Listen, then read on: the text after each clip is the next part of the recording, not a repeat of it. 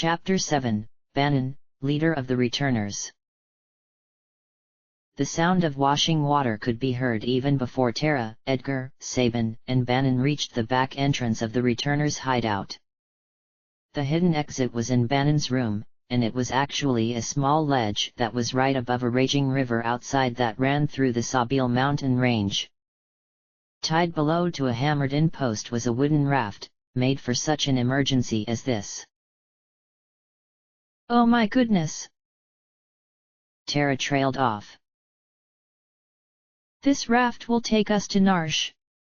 Sabin exclaimed, and prepared to leap onto it from above. "Here we go!" With that, he jumped off the ledge, landing onto the raft smoothly. Edgar and Banon soon followed, and Tara realized it was her turn. Taking a deep breath, she put on a strong smile for everyone, and gracefully took a leap onto the raft.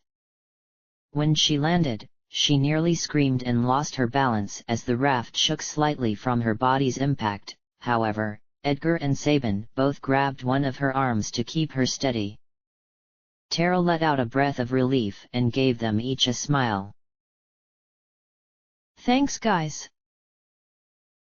With that final remark, Banon kneeled down, quickly untying a small knot that was keeping the raft tied to a hammered-down post on the right side of the river.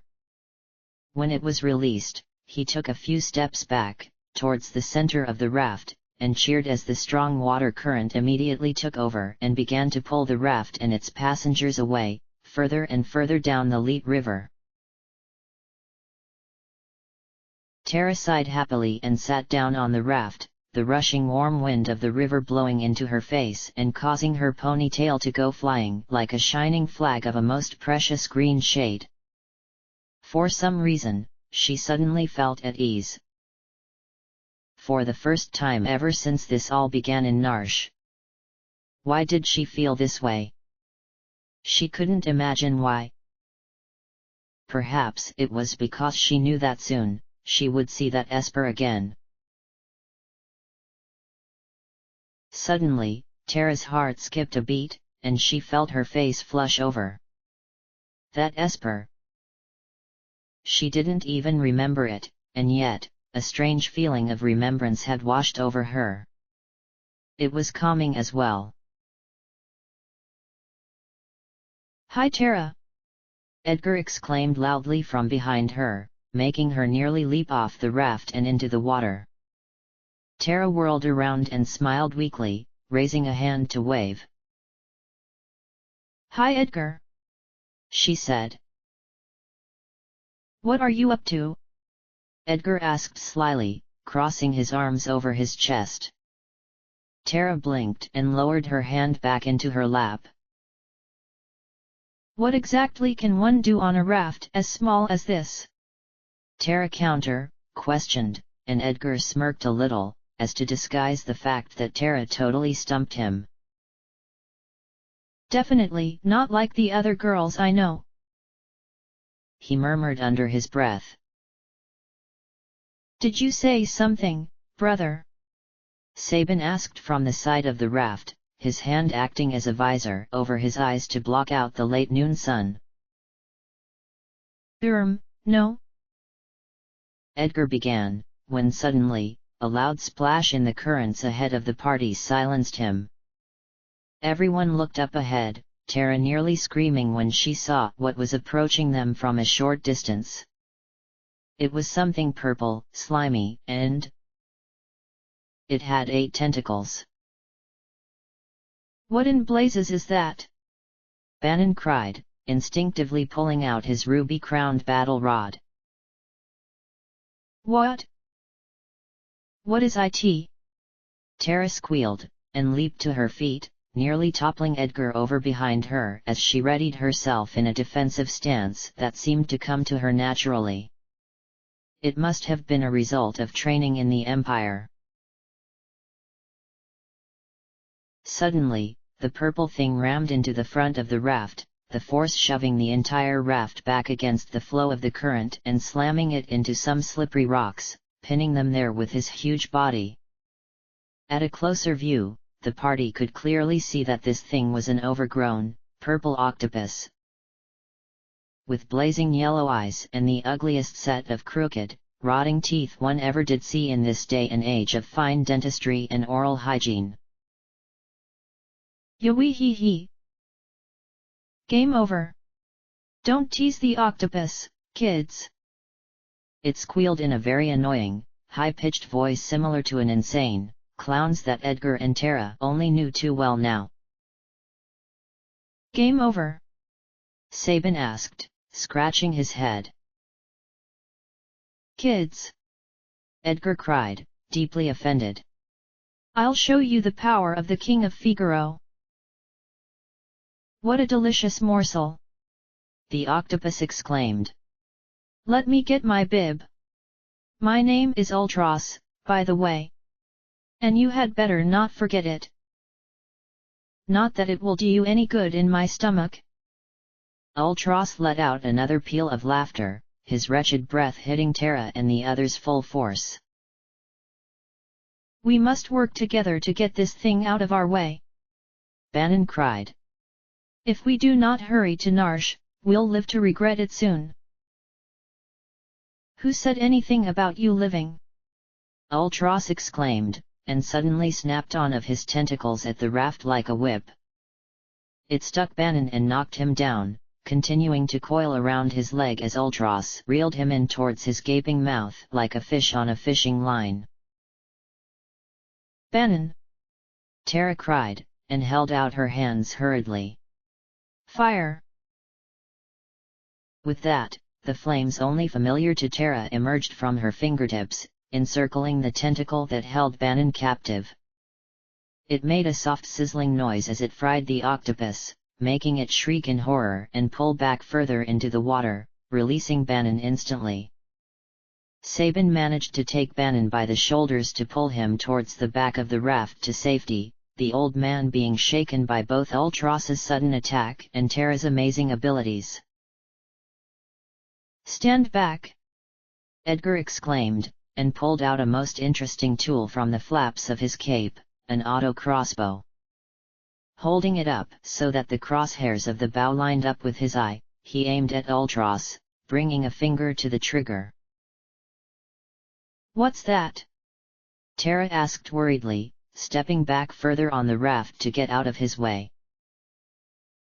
Don't be afraid, it's simply one of the many tools I've invented. Edgar exclaimed.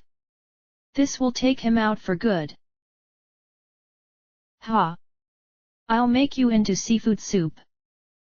Ultros growled, still nursing his burnt tentacle in the cool waters of the river.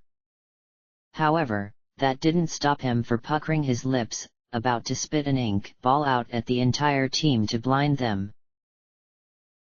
Take this, slime ball! Edgar smirked, and pulled the trigger on his tool, causing a fury of metal arrows to shoot out and strike Ultros every which way. Ultros let out a loud cry and sank back into the river before their very eyes with a huge splash that sprayed the entire raft.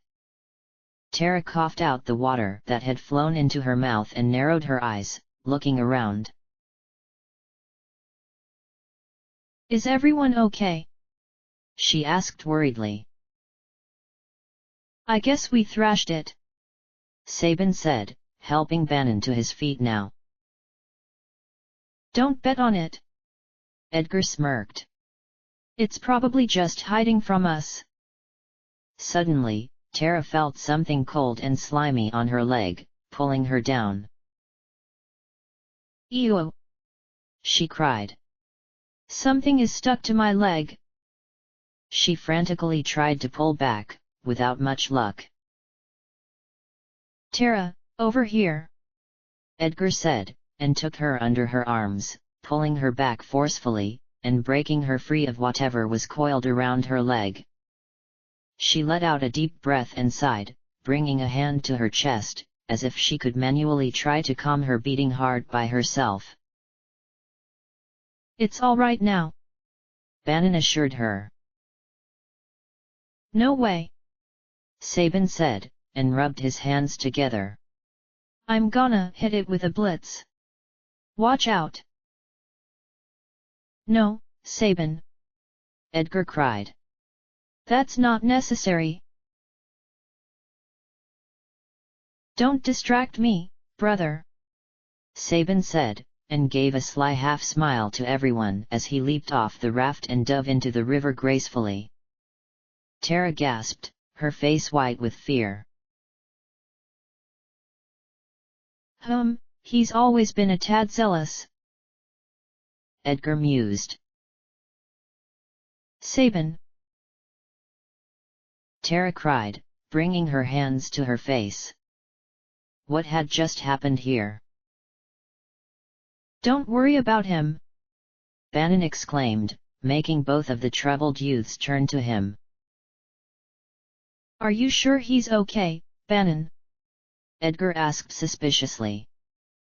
Banon grinned and crossed his arms over his chest. You should know better than any of us. Any moment he'll flop right onto the raft. Banon exclaimed. As if on cue, Sabin suddenly came shooting out of the water at a brilliant speed. Past the raft. Past where Ultros had been positioned. And right back into the river. What the? Sabin squealed as he descended down, down. Splash! Banon shook his head and tried not to laugh. Seems a little too perky. Ha! Edgar giggled, and Tara looked between Banon and Sabin, horrified. Was Sabin really okay, or had they gone crazy? Sabin! Tara cried, pushing past them to the edge of the raft, as Sabin waved from the river that was rapidly pulling him in a totally different direction than Narshe. Edgar stepped beside Tara and cupped his face in his hands. Sabin! Take care of yourself! Edgar exclaimed. Soon, Sabin had completely disappeared from sight. The remaining party members turned to each other. We should continue on, Banon said. First, we have to find a way to push off of these rocks. Then, when we are back in motion, we must use my rod to push us in the proper direction of Narshe. If we go Sabin's way, we will be seriously lost. All right, Banon. Edgar agreed, and looked to Tara. She sighed a little, and then realized who she was fretting about. It was Sabin, for goodness sakes. From what she had already seen, she knew he would be just fine. Besides, there was no time to worry or fret. Narshe was not far away now. The chilling winds of Narshe had already begun to bite into Tara, Edgar, and Banon's bones, and they were only at the city entrance gates. They had long since abandoned their raft at the end of the Leet River and hiked up to the mountains that Narshe was nestled in. Evening was falling quickly, and a soft snow had also begun to drift in. They would have to hold off their Esper expedition for the next morning. We'll go right to Arvis's house, Banon said as they approached the guards at the gate. You know Arvis? Tara asked. That's the old man that told Locke about me, right? Heh, old indeed! Banon exclaimed gleefully. Hold your tongue!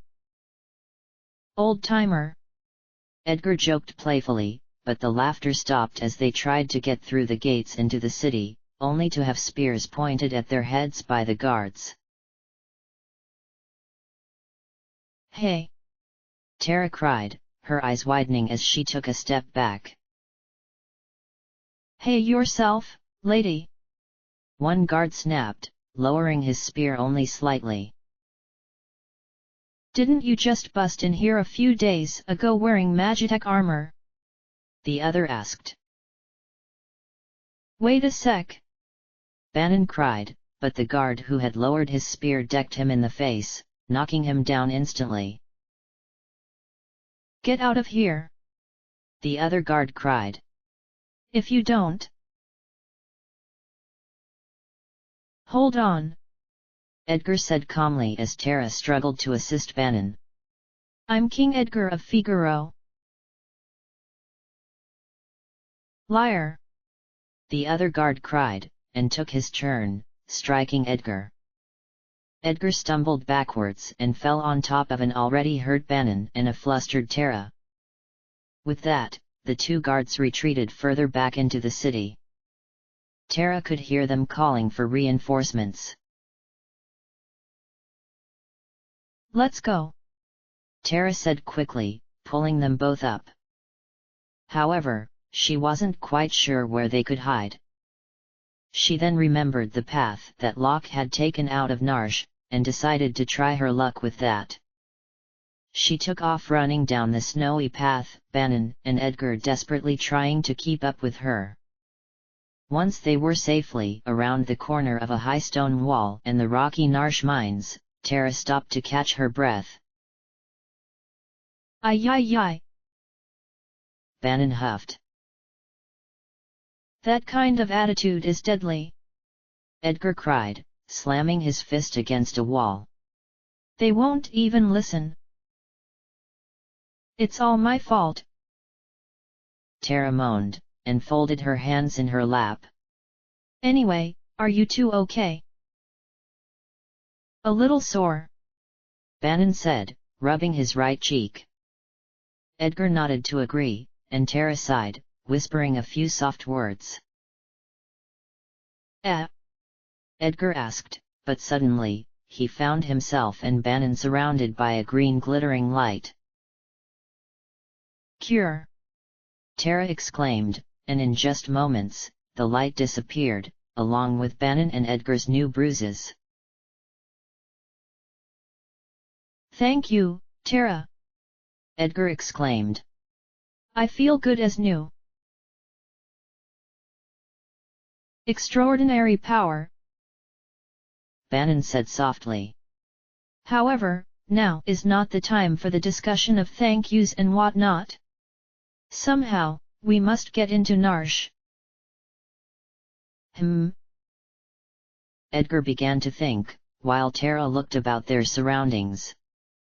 All she could see was cold rock and snow. They were even too far away to see the city lights of Narshe. "By the way, this secret entrance might be useful someday.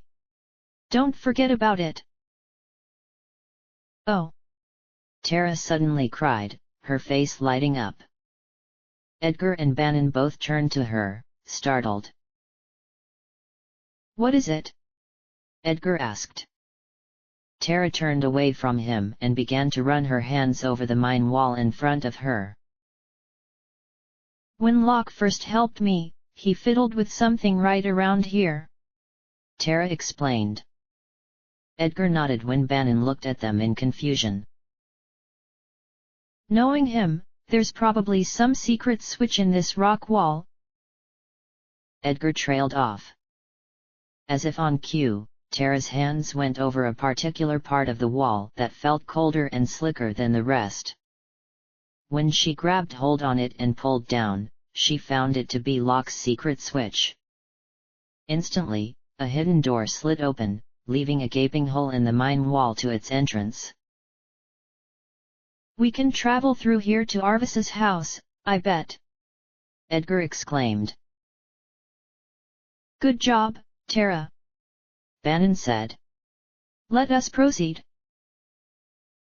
The three entered the mines, with Tara leading most of the way, her fuzzy memories providing a faint map for the team. The trip was uneventful. It seemed like there was not a soul alive in the mines now. The only sounds beside their footsteps were the sounds of dripping water from the ceilings and Bannon's haggard breathing. Tara turned with a concerned look on her face. "Are you all right?" she asked. "Of course, please lead on," Bannon said. "I promise to rest once we arrive at Arvis, all right. Tara nodded and smiled, when suddenly, Bannon grabbed her shoulder and stopped her from proceeding on. Ah, what? Tara cried, and Edgar stopped as well. Look ahead, Bannon said. Tara turned and saw that they were about to enter a new section of the mines. However, right ahead of them, blocking their way through the door to the next area, was a golden, shimmering light. It suddenly leaped in place and began to fly away through the columns in the next room. Goodness! Edgar said. What's that? Tara asked. I think it's a security checkpoint, Edgar explained. Right, Bannon? Correct, Bannon said. I'm sure the soldiers of Narshe know this light's pattern, Edgar said. If we can follow its path exactly, we should be okay. But if we make a wrong turn, the light will surround us. And well, who knows what will happen then? I have only seen this kind of technology in more sophisticated places. Narshe has money, Bannon said dryly. Why do you think it is a target of the Empire? Even without the Esper, this place is perfect for a new Imperial base. Yes. Isolated and in the freezing cold. Tara trailed off, a shiver running through her spine. I'll lead, Bannon offered, and stepped ahead of her. Now everyone, follow me closely. We won't be in the clear until we pass through this room. Carefully, Bannon stepped ahead of Edgar and Tara, looking about him. The security system's weakness was that it actually left behind a slight trail to its followers of glittering dust. It would remain in the air for a few moments after the light flew by, and then dissolve. Bannon, having trained and focused eyes, managed to spot this trail and gestured for Edgar and Tara to follow. After an excruciating, silent 10 minutes or so, Bannon finally reached a new doorway all the way across the columned room and threw it open. The three emerged into the new scene, everyone letting out a sigh of relief in unison. Oh, I definitely remember this place, Tara exclaimed, running ahead a bit. This is the room where I fell. Her glance towards a large hole in the corner of the cave confirmed this, and she nodded to herself. That means that Arvis's home is right down this path. Let's hurry. A new energy filling them, Bannon, Edgar, and Tara took off running down the rocky mine path to an opening that led them outside in the fresh, chilly air. After crossing over the same wooden plank path that Tara had used to escape from Narshe guards, Bannon pushed ahead and barged through Arvis's back door, much to the poor old man's surprise, who was sitting down at a desk, writing a letter. He looked up sharply from his letter, only to gasp and leap up in surprise when he saw the face of his old friend Bannon. However, it wasn't just him. Bannon! Arvis cried, running over to them. King Edgar! And Tara! Tara bowed quickly and shut the door behind them, eliminating the chill they had let in the house. Arvis! Bannon exclaimed. What's happening here in Narshe? The town remains neutral, Arvis explained, and sighed a little. I've tried to get the people to side with the returners, but... Anyway, why on earth have you come here? No, first, how are your people doing? Edgar asked. They all went slightly berserk when the Esper was discovered, Arvis confessed. It's worse now that the Empire has made its advances on us. We believe this young woman is our only hope of reaching out to that Esper. Banin explained, placing his hands on Tara's shoulders. Arvis nodded in agreement. My people are dying to know what this Esper looks like, he said. Perhaps Tara can help restore some order to our town. Tara also nodded. She would do just about anything. Maybe then the people of Narshe would see that she was not the monster she was made out to be. It would certainly remove a lot of complications. Edgar took a step forward, his hand on his chin. That Esper is either going to save us. He trailed off and looked straight to Arvis. Or dig us an early grave. 8. Magitech Night, General Celes. Chapter End.